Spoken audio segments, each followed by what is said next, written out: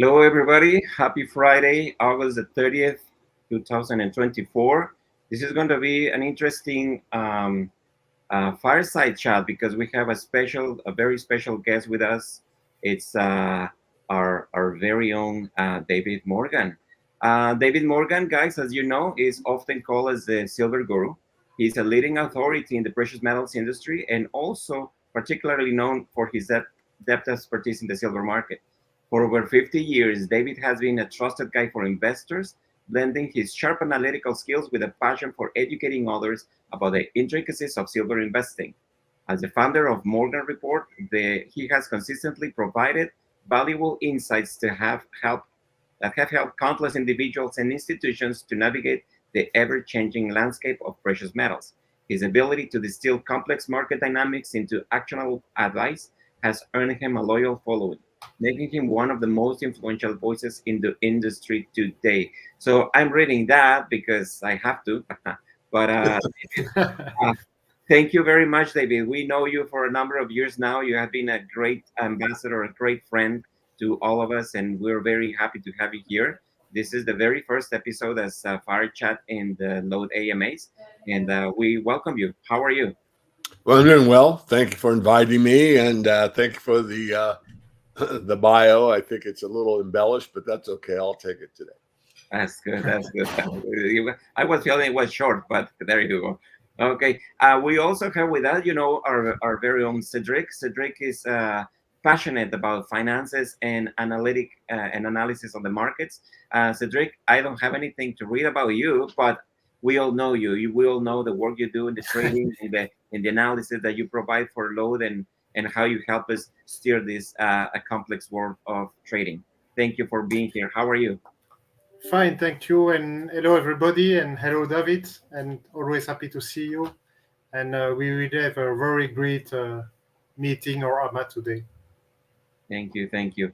So, so David, we're going to kickstart this fire chat with you, and we wanted to just give you a microphone for your topic, what you want to do, and then we have at the end we have some questions for you. Very punctual, very fit questions that you will help us to go through. Plus, the audience here will have some other questions themselves. So we do have close to 100 people right now listening live, and we have over 300 people registered. So it'll be a good one. So let's take it off, David. You guide me. All right. Well, do you want to go through this? Okay. This is a slide deck I put together just very briefly for this presentation. We'll get into the questions. So, next slide. Disclaimer, basically, you don't have to listen to anything I say. You're responsible for it. I'm not a registered investment advisor. I've worked for them, but it's not what I do. It's an independent research network. I have a team. And so, buyer beware. Next slide. So, we usually get three legs up in a major bull market. We've had one on this bull market from the early 2000s to 2008. We peaked out around 21 bucks. We got the financial crisis. It took down to about 9. From 9, it went all the way up to about 48. I called the top there. I got a lot of people out with a lot of profit. And then we've been in a very long from 2011, the end of April, till really the last few months, where we've been going down to sideways. Gold has broken out. Silver's yet to break out, but that's the second leg down. And we're now experiencing gold leading the way to the third leg up. Next slide. So I'm going to do a fundamental review. Next slide. This is an inflation adjusted chart of silver prices from the 1300s to 1998. So this is taking the inflation lie out of the silver price. So we're looking at the inflation adjusted price from the 1300s. So I'm not going to go through this too long, but basically what you can see here is if you look at the all-time high in the year 1477, it was $800 an ounce for silver. That's 1998. If you take the CPI from 1998 to 2024, it's doubled.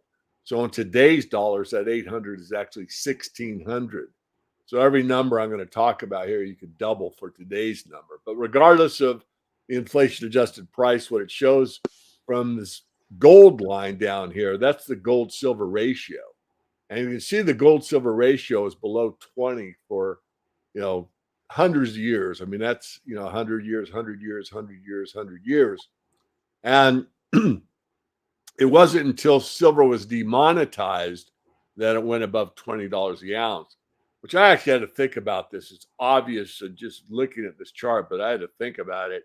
Like, when is silver the highest value? And it's obvious silver's highest value is when it's money. So when gold and silver were money and only money, and that's all they were, there wasn't a technological base to society, then silver had its highest value relative to gold. And so when it's demonetized and it became just an industrial commodity, of course it is money. It still uses money. The word silver and money is the exact same word in all the Romance languages, 14 languages. The word for money is silver. So all of that's true. It's just that the banks disengaged.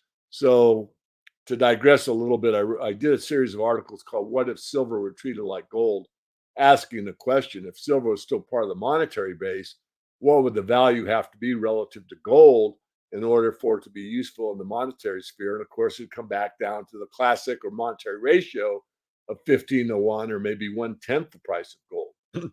So the end of the chart is this very bottom right here. This is when Warren Buffett bought. He bought it under $5 the ounce. That is the all-time low on an inflation-adjusted basis. Buffett was a value investor. He bought value in the silver market. He sold it purportedly around the $9 level. Next slide. Silver demand keeps increasing on the industrial slide. This is from about 3 years ago. The industrial demand for silver may be as high as 70% right now. I would say roughly 60, 65%. But it takes on more and more demand on the industrial side and continues to grow. Next slide.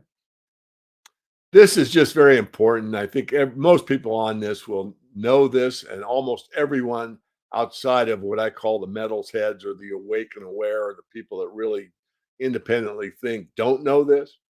But it shows that gold and silver from 2000 to present day have beat out the stock markets, both the S&P and the Dow Jones. Most people don't know that. If you put the Dow Jones Industrial Average or the S&P 500 in terms of gold, the constant, an ounce of gold is a constant, and you do that against these stock indices, you'll find that the stock market peaked in the year 2000.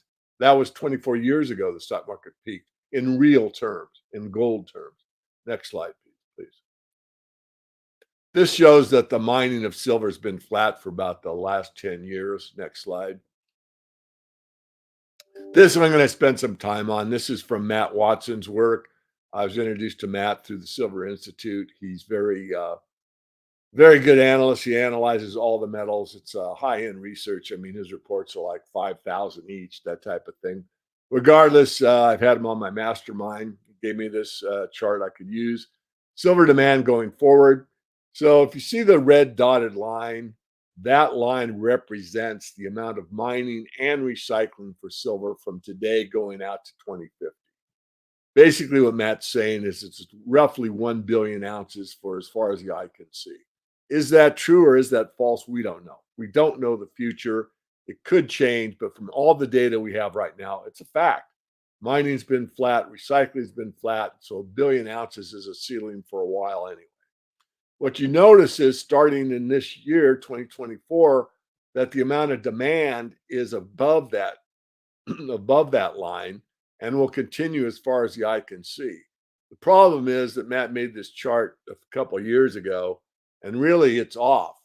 If you go back to 2023, we really were in a deficit of 200 million ounces. So you could actually shift this chart to the left, meaning that we poked above this red line a couple years ago. And so we're eating the above ground stockpile for, again, the next several years in a row. Matt just interviewed with the Silver Institute. I should say that he interviewed the Silver Institute, Mike Dorenzo. And Matt said two things. One, that the industrial use of silver is 70%, and the above ground stockpile, in theory, would be run out in 4 years. In other words, that chart that I'm showing you says that all that demand that cannot be met by mining and recycling has to come from the above ground stockpiles. Now, there's a couple things more to add. The gray line or the silver line, which is the top line, shows a constant demand for silver at around 200 million ounces on an annual basis. I disagree with Matt. I think as the currency crisis continues and more people are running into gold and silver for wealth preservations, to escape hyperinflation, to get out of real estate, to get out of the stock market, to get out of the bond market. In other words, to get in the safest asset of all, realizing suddenly what I showed you a couple slides ago, that gold and silver actually outperform the stock market. Those numbers will be much higher than the 200 million ounces.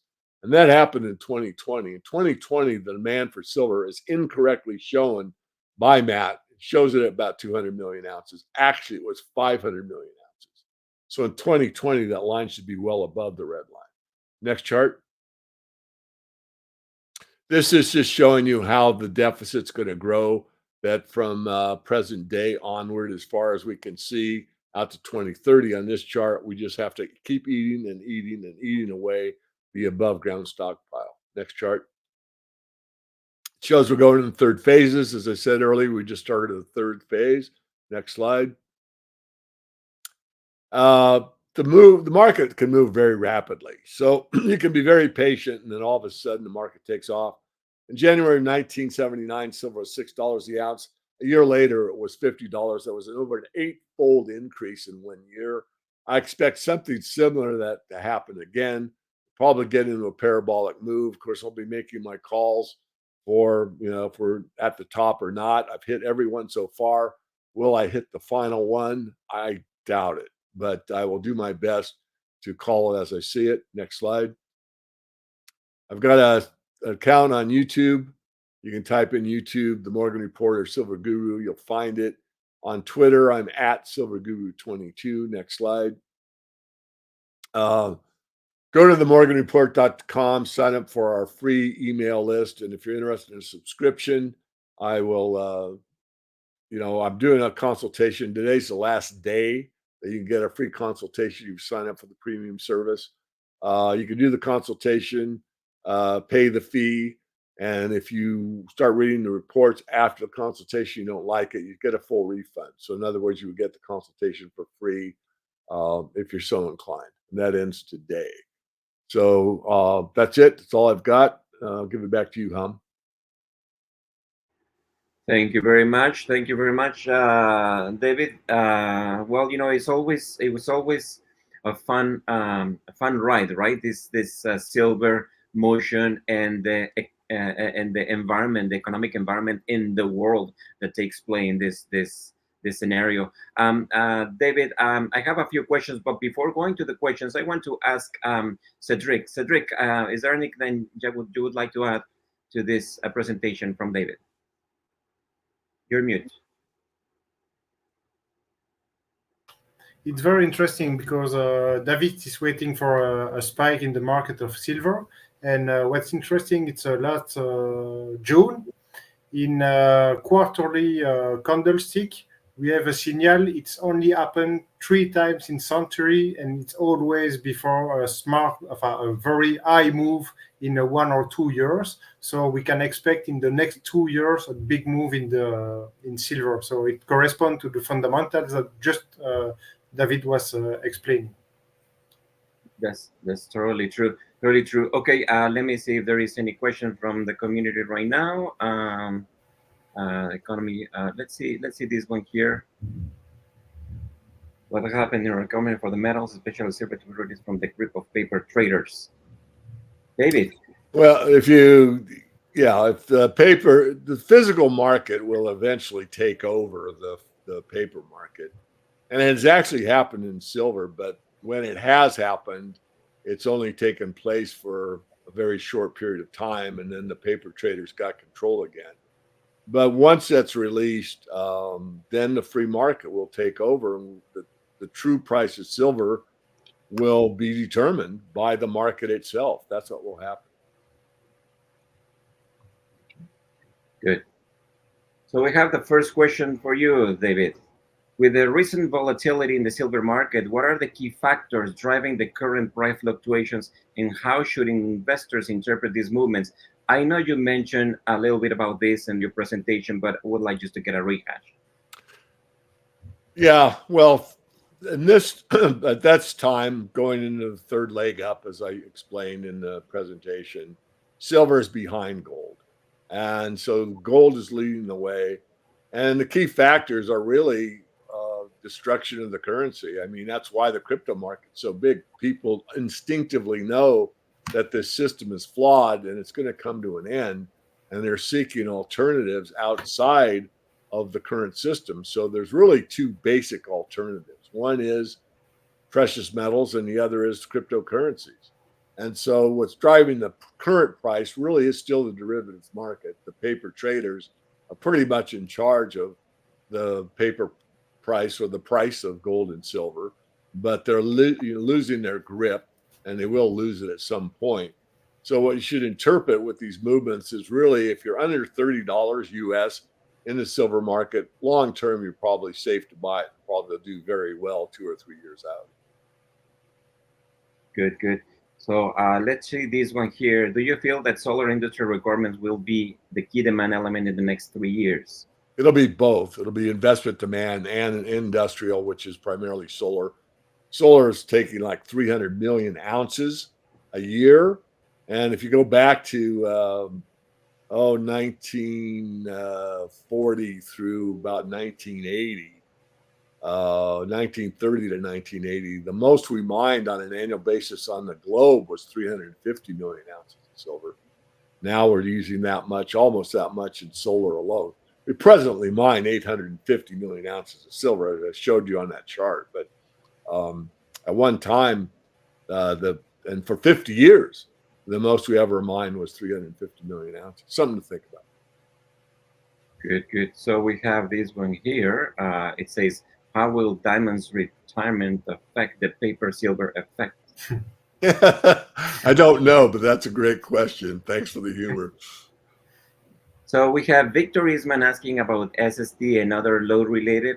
Victor, we can take this offline and we can get you set up and assist you. So I'm going to skip your question for now. So this one here, will they be able to riff off the value of a product like load perhaps from the perspective of the liquidity and fractional spending on precious metals for the little guy? That's a real tough one. I mean, we're looking at an apple and an orange in a way. Of course, the load situation is backed by physical metal. It's trade digitally. It's peer to peer. The liquidity is not there yet. We need more liquidity in the system. And the fractional spending, I'm not sure what exactly he's getting at. Maybe you can help me out, But the way the system is set up is we are on a fractional reserve precious metal system. I mean, for every ounce of physical, there may be 100 paper ounces against that. So if that ever unravels in a bank run where people that hold the paper want the physical, that will impact the market drastically. And a lot of people will be left hanging out to dry because their paper will not be exchangeable for physical metal because it doesn't exist. There's too many on the same ounce. So that's something. So for the little guy, you really want to be in physical all the way. And if you're in a situation like load, you are guaranteed that the physical exists.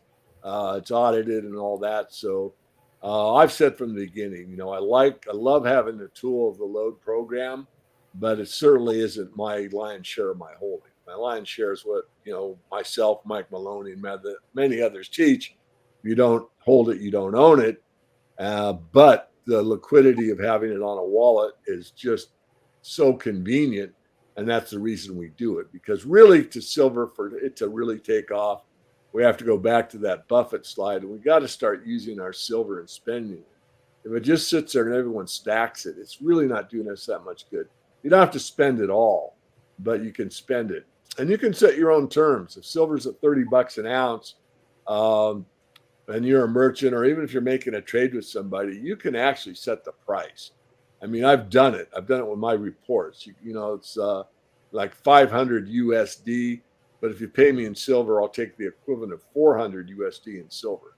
So I'll give you a discount so your silver is more valuable to me and for you if we agree on that amount of ounces. So you have that capability. People usually don't think that way, but you do. So I think enough said on that. Hopefully I answered the question. That's that. You know what, David? It's yeah, well answered. And as you say, the what is it called, the legal description or definition of an AGX and AUX are warehouse receipts of silver and gold. So that's a guarantee that whatever happens, you have a claimable receipt to secure your AGX or your AUX, which is the vision of gold of load way from the beginning. This is going to open the door a little bit for a commercial. You guys stay at the end, and we're going to announce an airdrop event where David is going to be giving 1 ounce of AGX, 1 ounce of silver to people that is willing to participate on this airdrop event. So we'll announce it at the end. Okay, so stay tuned. Don't go away, and we'll announce it today. Cedric, anything to add? Not for the moment, but it was very interesting, and I think people need to understand what's the importance of silver inside the world actually. Yes, yeah, yeah. It's non-fractional at all. It's just one to one. Yeah. So we have here, Wendell, as far as the original vision for the load project, about what percent? I can, guys, you back me up in this one. It's about 100%. Load came up with a vision of being able to save, send, store, spend, stake, best silver and gold, and now you can do all of that in the current wallet. And we're already working, so you guys know we're already working on the version and the next version of the wallet, and it will have a really, really cool feature. Some innovation we'll try to put in there, and you will be very pleased. So expect for that one, as we already had our kickoff meeting with the tech and development team, and we're going to be working on the next version. Most of the concerns that you guys have had are going to be addressed. So you will see proof of reserves in there. You will see other great elements. So let's keep going. I have another question here, David. What event will have to happen to drive silver to a very high place? It'll be a monetary event. It'll be people that realize that the US dollar is becoming worth less and worth less, and then they're fearing that it'll be worthless. And when that happens, that's a psychological event. It's not a stock market event. It's not a bond market event. It's not a political event. It's a monetary event. Those events are very, very rare. They're like the French Revolution, the Zimbabwe, Venezuela, where these currencies are shunned. And the only alternative, I should say the only, but there's very few alternatives, precious metals and cryptos. And so there'll be a run to gold like there's never been experienced before. And that run to gold will spill over into silver like it's never experienced before. So when we had the bull market, when I showed those three legs up, I lived through them in the 1970s and early 1980. And once silver was actually, or excuse me, gold was about $300 the ounce in early December. And by January 21st, 1980, in a month and 3 weeks, so in like 7 weeks, it went from 300 to 850. So that's how fast it can go when people panic. So it'll be that kind of an event that people that poo-poo gold now are talking about, oh, those gold bugs don't know what they're talking about. Of course we do. It's the people that are closed-minded and just use metaphors and conspiracy theories to hide behind their ignorance. It's the people those people, when they start telling you, oh, yeah, I bought some gold or I bought some silver, when they tell you they're buying, that's the time to start thinking about maybe exiting, because the people that are late to the party usually are late to the party. So it'll be a monetary event. As I showed you, just the industry alone will probably start eating up the above ground, or it's already starting to eat the above ground supply, which helps us, because when the two demands come, the industrial demand will not leave. It will stay there. And then you have extreme monetary demand that we haven't experienced. I haven't ever experienced this problem where the reserve currency of the world was going to fail. I don't think it'll fail 100%, but the perception will be that it's failing, and I must protect myself. My meager savings, my net worth, my rich people with a lot of savings. I mean, all these big stock market people that have great big portfolios start to lose value day after day. Gold's going higher, their stocks are going lower. A lot of demand will come into the market, and so that will drive the price to we don't know yet, but it'll be much higher. Thank you. Ken is asking, what are your thoughts on the recent announcement of Samsung and their silver carbon battery and the implications for silver going forward? It's a bit of a red herring, unfortunately. I mean, it sounds great on paper. There was an article about that about 4 years ago. I caught it and commented on it to, I guess, our premium members. I did do an announcement to our premium members. I called the Silver Institute to verify my thinking, and I'm independent. I do not, listen to all, but make up my own damn mind. But the numbers didn't add up; they weren't logical. So really, it's overblown. Of course, any new use of a silver battery, whether it's for an EV or not, will have an effect on the market, but it is not nearly as big an effect as those couple of articles have indicated. Good. And Danielle is asking, do we know if the battery car from Samsung using a lot of silver is real? So No, it's not. The Silver Institute explained to me that they're going to do an article on it. So rather than me say, conjecture and give you a bad number, I'll be a chicken and I'll wait for them to do it. And I'll see if I agree with it or not. makes sense. Robert says the impact on the new Samsung silver solid state battery. Yeah, as I've already said. Yeah. So he's okay. Wendell is elaborating on his question as far as what percentage of the original roadmap we are at now. So we have a roadmap that we revealed on the 24-25, and we're probably about 40-50% on the roadmap. There is still a number of items that we have for the fall and for the winter. So we can say that we're about 40 to 50% in the progress. Victor Eastman. Victor is asking this question. I just want just to show it, Victor, for David to see it, because he sees it anyway. He sees all the comments, and he's asking that he requested a refund of the SSD back account in June. I told Victor that we will be going to be speaking with him offline because this is not the topic for this time, but we'll take care of you, Victor. Then we have Robert. Ted Butler, rest his soul, was talking about Bank of America, at least a large amount of silver from JP Morgan. Do you agree with Ted, and is that list still active? I don't know. I have gotten input from others that I trust that it is not active, but I cannot look you in the eye and say I know. I believe it's inactive, but I don't know for sure. Right here we have, do the usual gold and silver bullion better note about load, and if so, are there for crypto bag with physical involved? So I'll answer it, and you can answer as well. Some of the bullion dealers do know about Load 3. And if so, are they afraid of crypto back with physical in the vault? Some accept it and some don't. Some are like me that, think that, you have this tool available. I mean, what we call from, mind to money, or from mind to wallet, or mind to phone, is a pretty good deal, especially as this whole build out in the blockchain space evolves more and more. I mean, there'll be a time when you can just wave your wallet and deplete your, use the right amount of AGX or AUX to pay for your Starbucks coffee. Those days are ahead of us. And so I think it's a good thing to be able to spend it. And then going back to percentage, I'm going to read into this, but I think that someone that we answered, or you answered a while back, I think they might have been asking me what percentage do I have in Load versus my total silver holdings. And that percentage is less than 5%.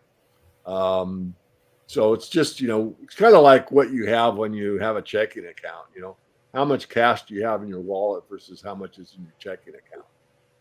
So I just think, but I really do believe it's a great tool, and I really like to see people, use it as a monetary metal, and that way it really helps us all, and we're spending inflation-proof money. And I know one of the questions you prepared before our AMA gets to that question. Hopefully, we'll be able to get to it later in this AMA. Yeah, I have one question coming about the CBDCs, David. But let's talk about. Let me give a little bit of elaboration of the question that Daniel is asking. We have now an operation wallet. We have a wallet that it can do the things that we say they can do.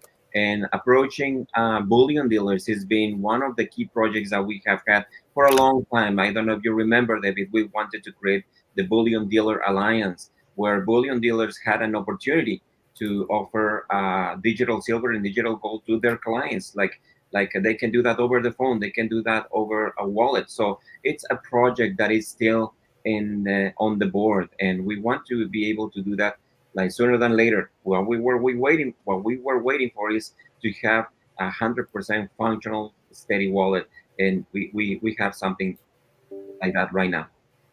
Cedric, what do you think? I think it's okay. It's both precious metal, but it's not the same market because maybe for older people, the bullion vault is still active and still they can touch it. But for the young generation, they have the usage of the internet, the all the decentralization stuff. So maybe there will be more active on loads than people who stack silver like we do and like David do. Yeah, yeah. So, David, this is a really cool questions about the state of the world in and the central bank digital currencies, CBDCs as they are known, and potential shifts in global monetary system. What role do you foresee for silver in this new financial era, and more specifically about AGX silverback coin? Let me read it here. I heard you, but let's see. Okay, and potential shifts global. What role do you foresee silver? New financial era, more specifically.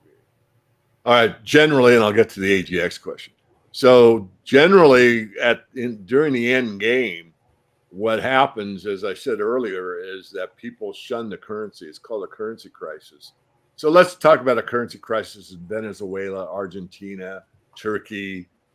These are all very recent. And what do? Well, they quit using the currency. And there's pictures on the internet in Venezuela that currency is in the gutters of the streets and no one's picking it up because it has so little value. Okay, so that's what happens to all currencies in the end. But what do the Venezuelans do? Well, most of them don't own precious metals. They use US dollars. They don't trust whatever color paper their peso is, but they use a greenback. And that's what Argentina does. And that's what Turkey does. So they use US dollars because it's trusted. It's a paper currency, it's a fiat currency, but it's trusted well beyond what their paper currency is trusted. So that's step one. So when the dollar goes, and it's like Venezuela, where the dollar bills are in the gutters and no one wants to pick them up, again, I don't think we'll ever get there.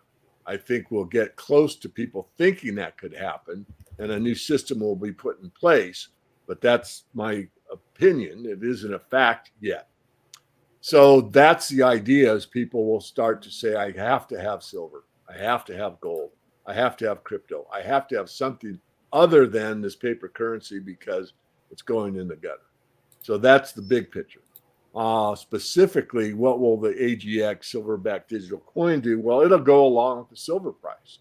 So if silver goes from the current $30 an ounce to $130 an ounce, you will have access to your wallet and you'll be able to spend AGX, anybody that's in the network, with that digital token, or I should say digital coin. And then the person that receives it has the option of putting it in their account or cashing it out or whatever you want to do. If we get enough adoption to it, where let's say instead of having 15,000 users, we have 1 million users. Let's say the Shiba crowd really catches on to this scenario that I keep outlining, where I've got to have some real money. I don't have real money. I don't have any. This paper stuff isn't working anymore, and it's not going to work in the future. So if we got that kind of adoption, and we could, then it would grow exponentially. You'd see people just saying, "Oh, wow!" And really, for the younger crowd, and this is well thought but not guaranteed. But you look at my daughters that are millennials and all that, and and it's no joke. You can't touch it, you don't own it. But in reality, if it can be verified in a depository, you do own it, and it is yours, and you do have that receipt. And I think that the younger generation are more to adapt to that type of thing. They don't want to carry it around. Where do they put it? They put it in their basement. They have to buy a safe. They bury it in the backyard. Look, I trust that it's in this depository. I've got proof of it here. I've got my receipt, and I need it. I'm storing some. It's like a checking account. I've got this much in my checking account. I'm going to spend some of it whenever, wherever I want to. So I think the shift to the digital access to precious metals will be huge from, let's say, the 30-year-olds and younger. Of course, older people like me will do it because of the convenience, and it's such a great way to really put real money back into the system. Thank you, David. I want to direct this question to Cedric. Cedric, like this question is coming from Shannon. She refers about law being more internationally used, like in Australia, New Zealand, and it seems unfriendly, and it has no use case here. Can you give us an example how we can use it here? Comes to trading, right? So go ahead. For example, the advantage of the Web3 is it can be used everywhere, and you can use it, you can exchange it, you can trade it for other token. Okay, maybe it's more trading, but Load is working actually for the liquidity, and so to fix a big base of liquidity inside all the token. Of course, it take a bit of time, but think it is happen. Okay, so personally, I use AGX and IX as a stable coin, and when I make a trade or something in the market, I come back in AGX and IX because I know uh, AGX and IX is there, and the silver and the gold is there. And in worst case, if there is a lack of liquidity, in sometimes I could redeem it. Okay, so I have all the security I need to secure my fiat or my USD or my euro inside the system. Yeah, and you know what? Like in my case, for example, Shannon, if I have silver and gold, and when I have the need to cash out some silver and gold, I turn it into USDC or USDT or AVAX, send it to my crypto.com wallet, and I send it to my bank if I need to. Only a couple times I have had the need to do that, but it actually works. It doesn't matter where you are. I've been in Just Mexico. I have done that. just for people like this, they know. With MetaMask, actually, you can make bank transfer through your bank. You need to know for the declaration and the IRS, but you can do it from MetaMask. So the Web3 is coming inside the real system. Yeah, thank you. So we have Peter asking, some say silver is the Achilles heel of the present day economic system. Is that true? And if so, why? Okay. I did a presentation with that exact title, and you can watch it. It goes through. It's a 10-minute video, 10-minute and 25 seconds. So chat with everyone. Let me paste it there. That's the video. I'm the one that came up with that. It's called "Silver is the Achilles heel of the entire economic system." Watch that video, and you can see the whole thing. Thank you, David. So we have Maida's asking about Costco selling golden now in Walmart. Sorry. So Yeah, all the questions have been good. I really like this one because this shows us with what's called empirical evidence you can see and touch and taste, that we're getting near the end. Because if a big retail outlet like Walmart or Costco selling gold, that shows you there's true demand for the physical metal. And even the powers that be, the upper echelon that are the buyers for Costco, said, "Hey, we need to start selling gold." That shows you we're getting near the end, meaning we're getting to that, French Revolution where the Assanat, is destroyed. And people don't trust the currency anymore. So this is good and bad. I mean, it's good that you have the ability to buy gold at those locations. It's bad from the aspect of no one really wants to see the present system fail. I certainly don't. But the present system is a fraud. It gives a banking elite the money power to be able to control all the rest of us. Many people can be bought with money. You look at the political class, many of the congressmen, many of the senators are bought and paid for by lobbyists that are basically large corporations. And the large corporations are run by the banking system. So it's a corrupt system that needs to be corrected. And so the fallback position is that we, the people, wake up and say, I need to protect ourselves and I don't know where to buy gold. Most people don't know where to buy gold, but they go to Costco. So this is a big clue that we're getting closer and closer to the end game. Totally true. Totally true. Cedric? I totally agree, but I am in Europe, so we don't have Walmart and Costco. But it's true that a lot of people don't know how to buy, where to buy, and how to buy gold, buy silver. So it's very nice if it comes in a big shop and big in current shop of people. Yeah, and I just want to add on to it. I don't want to dwell on it, but just the idea that it's out there and how many people go to Costco that never thought of gold in their lives. They don't know because monetary history isn't taught to anybody. Money isn't taught. They don't teach you how to balance your checkbook in high school. I mean, anyway, the point being that they're doing their shopping at Costco. They're walking around, they're looking at stuff because we all shop and we're not buying everything, but our curiosity is there. And they see this gold out there. That goes into their brain. That goes even at the subconscious level. Everyone knows gold has some kind of almost magical power in the monetary system. It's the gold standard. Well, the gold standard means what? It means the best. This car is the gold standard of automobiles. This TV is the gold standard of flat screen TVs. This gymnast is the gold standard of gymnasts. I mean, we use that term all the time. And so there's a great deal of connection between gold and human existence. Point being is that they might not be there to buy gold. They've probably never thought of buying gold. Now they've seen it on display at Costco, for crying out loud.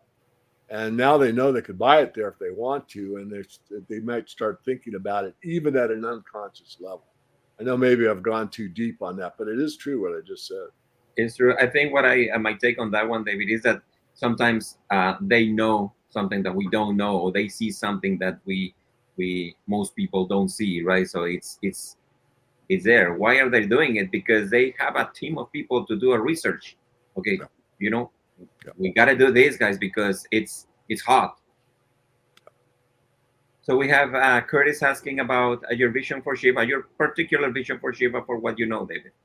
I know so little about it. I like to be fact based. It's, and, my honesty is at a high level. I'm not perfect. I made mistakes. I usually admit them, but I really don't have much.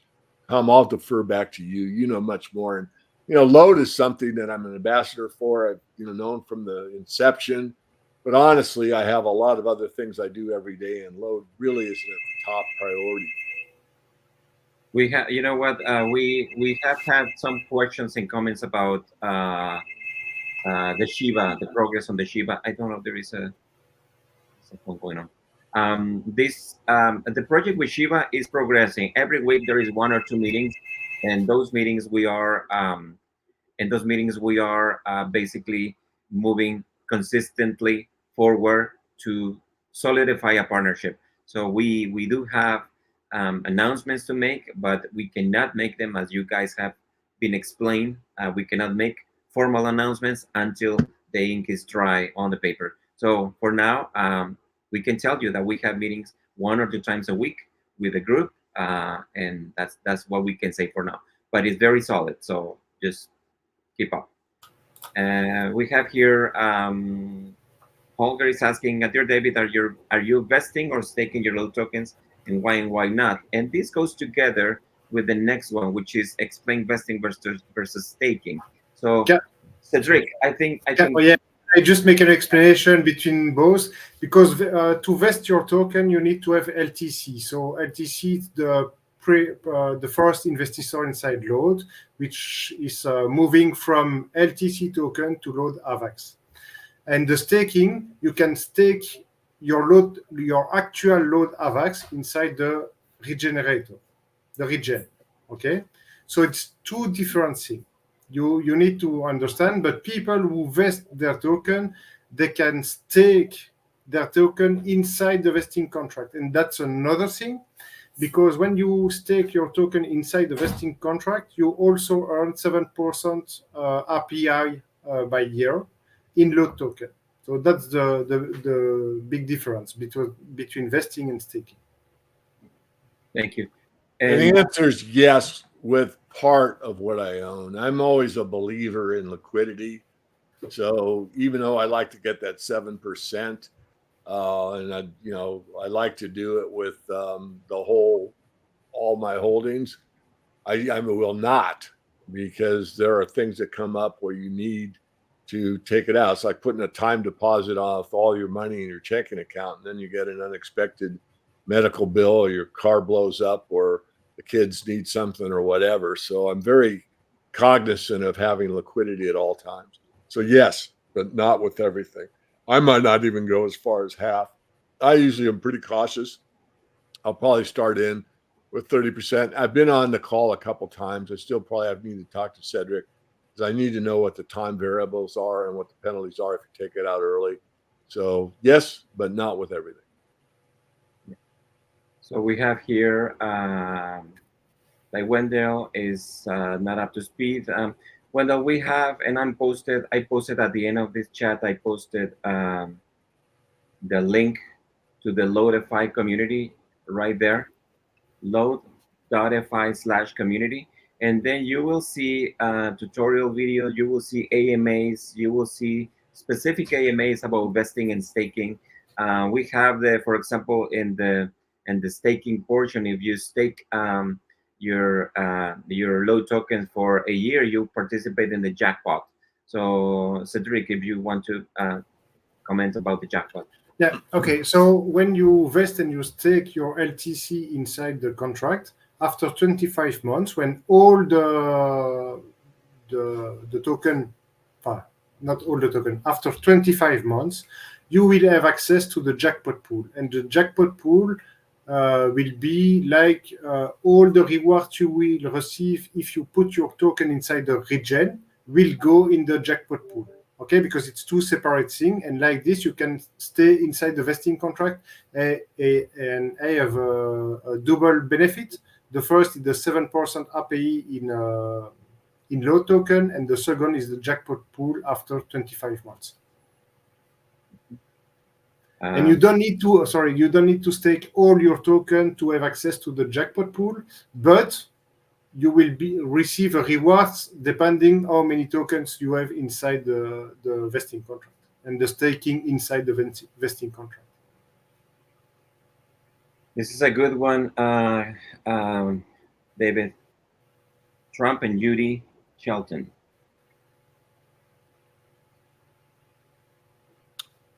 You want to just take it there? Trump and Judy Shelton both talked about 50-year bond launching 4th of July 2026. Hale Gold at 300th year anniversary with a 2% year, and a COLA at the end of 50 years. So gold and dollar will be the same value. How do you see this for the dollar? That's a great question. First of all, let me make a couple of comments. Number one is that I've made a bit of a friendship with Judy Sheldon on my DM, my direct message on Twitter.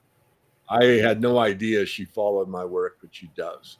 And she was pretty complimentary to me and what I've done for the last few decades in the honest money, sound money, gold and silver space. She's writing a book, And once it's published, she did say at the time, I mean, this is what she told me, doesn't mean it's absolutely going to happen, that I'll be able to do an interview with her. So I just want to get that out of the way. So I do have some kind of a relationship with her. It's via the internet, but she's been very friendly to me and vice versa. Coming back to the question, I mean, really, if you go back to the early days of the monetary system, you know, silver was a silver standard system with the Coinage Act of 1792, I believe. You read that. Then we went on to a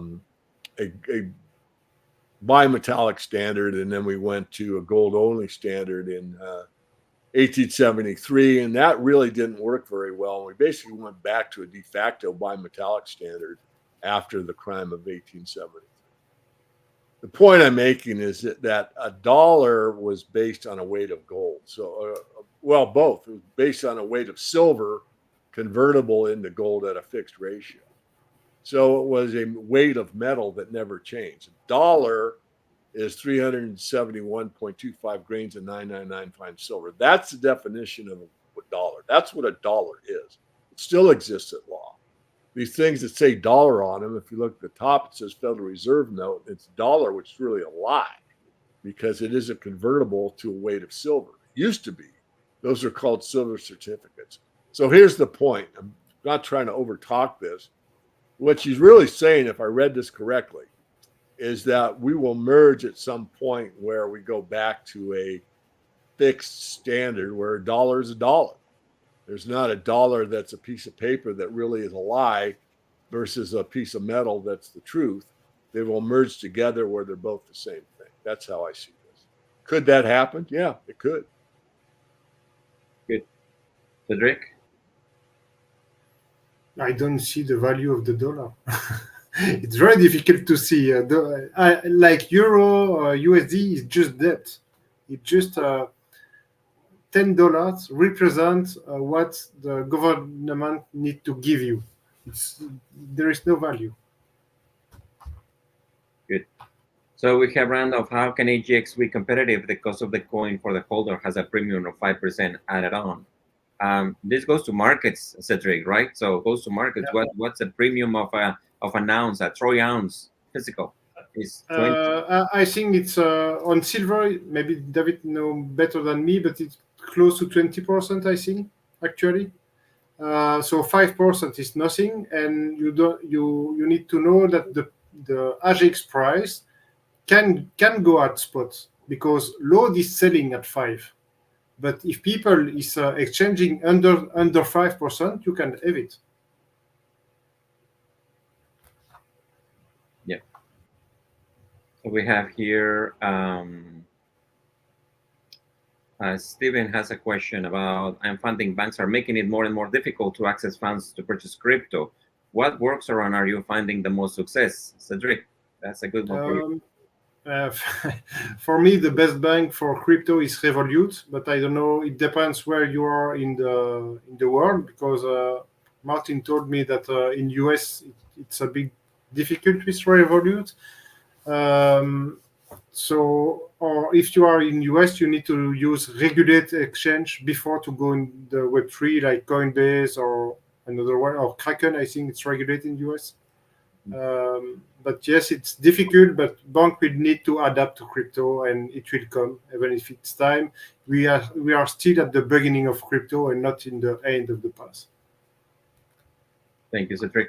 This is a YouTube link that David posted to make sure that you guys know. It's the video that you shared, David, as a link. We have Len Schaefer's asking your feedback, low community. Let's see this one here. Can you elaborate on the idea you've expressed in several past interviews, silver as a legacy investment? Yeah, legacy is, it means a long term. It's something to pass on generation to generation. I mean, if you watch the very popular TV show, Yellowstone, I mean, you get the idea of what legacy means. If you started a foundation on the United States based on silver standard, which is true, that's a legacy. I mean, that silver is valuable from that time till now. The purchasing value has varied a great deal, but it's always had value and it always will have value. The idea really is that there are times in history where you really don't really care about the value because you spend it directly. I mean, when you had silver coinage in this country, you never thought about, a Federal Reserve note versus, you know, real money because it didn't exist. You had a silver certificate, and those warehouse receipts were valuable because it could be exchanged for real money, silver. So it's a legacy investment because I don't think it's ever going away as money. Now, I could be wrong, but in the case of silver, it would still be a legacy investment because the industrial usage is so high. So it'd be like owning rhodium or platinum or palladium or iridium or any of the exotic metals or copper or lead, for crying out loud. These are all physical commodities that have use value that will never go to zero because they're absolutely required for certain implementations. I mean, lead for bullets, for example, or a lead acid battery or whatever, copper for copper pipes or wiring or whatever. So all of these have legacy ability. The difference with silver is it's a monetary asset, and I believe will always be a monetary asset as well as an industrial commodity. So that's why it's a legacy. Yes. Uh, Dwayne is asking, is load a rebrand of load or completely separate? Any asset overlap? It's a rebrand, Dwayne. What we wanted to do is just to represent the the partition between the DAO and the original load concept. So since July 21st this year, we shift into a DAO community, and that's what we wanted to give them. And we are operating on a Web3 environment, so that's the three in there. And many of the products that Load is launching have a three in it because it's part of a Web3 foundation or community. Cedric, is that accurate to say? Yeah, totally. The DAO will be enter in action very soon because the principle of the DAO is the community is participating to the project and not just waiting the project pump. Thank you. Um, we're just going to the top of the hour. So this is the announcement that we wanted to make about the airdrop next Friday. Next Friday, what day is it? Cedric? The next coming Uh, Friday is it's on the 6th of September. yeah, On September 6th, we have our AMA, and it's called the airdrop event. So the airdrop event for September 6th is going to be about announcing this, what we're going to tell you.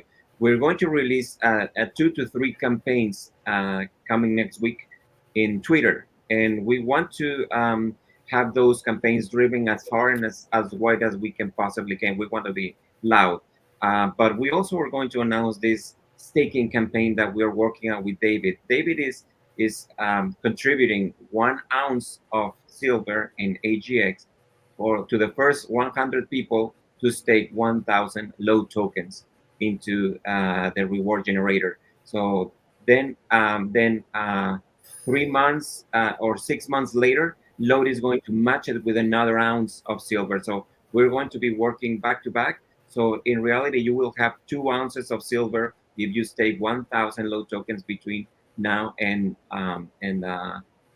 in 6 months. So that's going to be the details will be announced to you guys, um, and just run with it.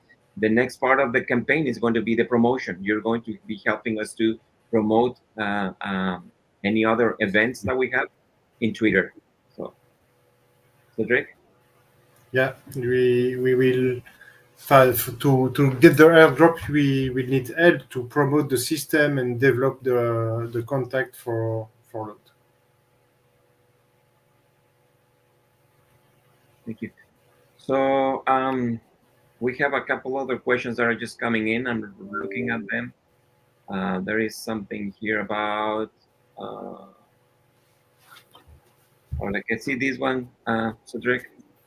Yeah, if the street value of float is the current, no, because actually the okay, on Trader Joe there is two pool of liquidity, the V2 and the V1. Actually, we are trading inside the V1. The V1 is a very low liquidity pool, and that's why there is a lot of volatility.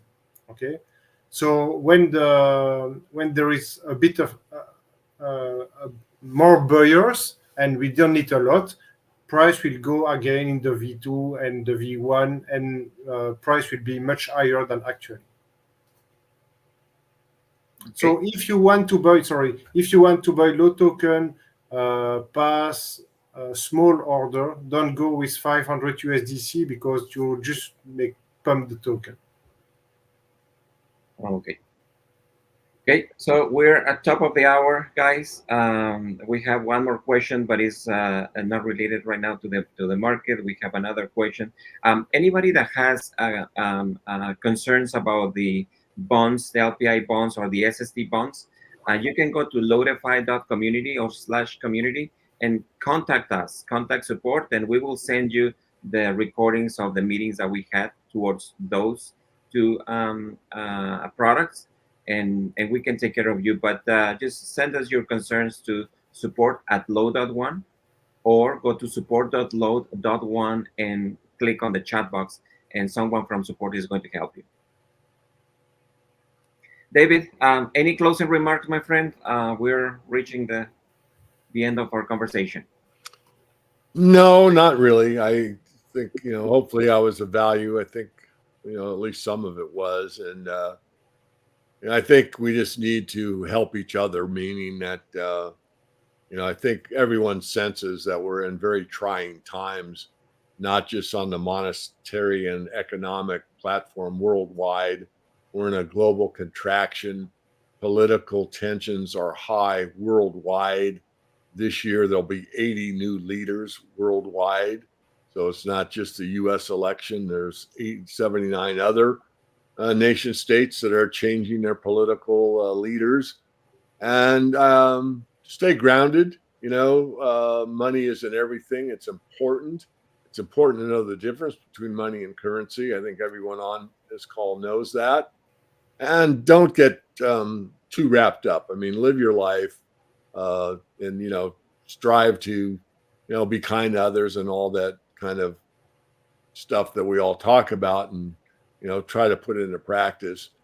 But it's important to know. And if you are trying to help someone sincerely and explain the monetary system or the economic situation, you may hit a lot of resistance. I know I certainly have. Sometimes the best thing to do is to ask the question, "Hey, what do you think about this movie? About the financial situation we're in." And one of those is on my website at themorganreport.com. Go to the About tab. It's on the far right. Click the About tab. You'll read my CV, my resume. You scroll down just a little bit. There's access to a movie on YouTube called The Four Horsemen. And that movie's probably 12 years old, but it goes through and explains in great detail how these cycles happen again and again and again. We're in the a cycle. We're coming to the age of empire, where we get very decadent and very corrupt. It has to be cleansed. It's not the end of the world. It's just part of the process of living. We'll get through it and we'll come out the other side better than ever. And I think if you again are asked, "Hey, what do you think about the system?" or you want to pass on some knowledge, I would suggest, it's your call. Suggest you direct them to that movie. They, there's a lot to talk about. Why don't you watch this movie over the weekend and we can talk about it? So, just a suggestion. But if you try to go in and hit them hard with a lot of facts that know to your heart of hearts is true, oftentimes you'll just hit resistance, because people do not like to be uncomfortable. They like to live in their belief system that, the powers that be, the government, the authority figures, they know what they're doing. They're here for our benefit and everything's okay. You're just a scaredy cat. My life is just fine. Leave me alone. And unfortunately, that's not the truth these days. So I think I've said enough. I hope that makes sense. I'm just trying to help. My whole purpose in life is to teach and empower people. to understand the benefits of an honest money system. We had an honest money system. We'd have more honest politicians, more honest commercial affairs. We'd have more honesty throughout the whole system. When you have a corrupt monetary system, that starts at the top and it basically starts to corrupt everything. And unfortunately, that's the direction we're still in. Yeah, well said, David. Absolutely right. Cedric, any closing remarks from you? I will be more short, but thank you, Umberto, for all the organization of all the AMA since every Friday since the beginning, and thank you, David, for coming. And I hope everybody will have a nice weekend and take care of his family. Yeah, and from me, thank you very much, guys. Your support, and not only here in the comments, but also in by email or by Telegram, has been great. We know that this been we're going into the fifth month doing this consistently every Friday. So I think it's a great source of information, and I would like to extend an invitation to David to come back again, David, I'll if come you back. feel like. Yep. I mean, so Sure. thank you very much, guys, for your insightful questions. And log out and see you next Friday to give you all the details on the airdrop event. Thank you. Thank you. Bye bye. Bye, bye, David. Bye bye.